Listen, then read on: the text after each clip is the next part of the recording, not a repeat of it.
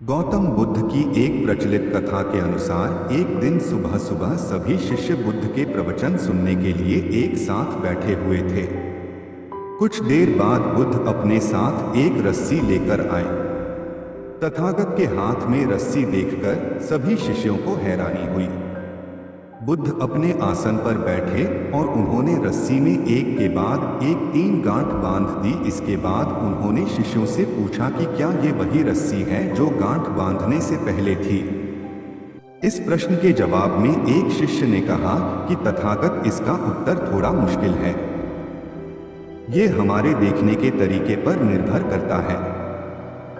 एक तरह से तो रस्सी वही है, इसमें कोई बदलाव नहीं है। एक अन्य शिष्य ने कहा कि अब इसमें 3 गांठें लगी हुई हैं, जो कि पहले रस्सी में नहीं थी। इसे बदला हुआ भी कह सकते हैं।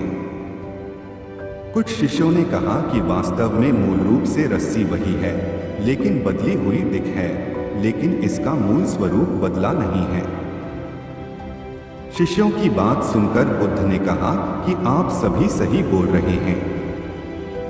अब मैं इन गांठों को खोल देता हूं। ये बोलकर बुद्ध रस्सी के दोनों सिरों को खींचने लगे। बुद्ध ने पूछा कि क्या इस प्रकार रस्सी की गांठें खुल जाएंगी? सभी शिष्यों ने कहा कि नहीं, ऐसा करने से तो गांठें और ज्यादा कस जाएंगी। इन्हें खोलना और मुश्किल हो जाएगा।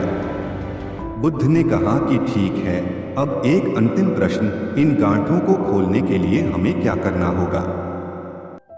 शिष्यों ने कहा कि हमें इन गांठों को ध्यान से देखना होगा, जिससे हम जान सकें कि इन्हें कैसे लगाया गया है। इसके बाद हम गांठें आसानी से खोल सकते हैं। बुद्ध इस जवाब से संतुष्ट हो गए और उन्होंने कहा कि ये सही बात है। हम परेशानियों में फंसे रहते हैं और बिना कारण जाने ही उनका हल खोजने लगते हैं, जबकि हमें पहले समस्याओं के मूल को समझना चाहिए। जब समस्याओं की वजह समझ आ जाएगी तो उन्हें सुलझाना बहुत ही आसान हो सकता है।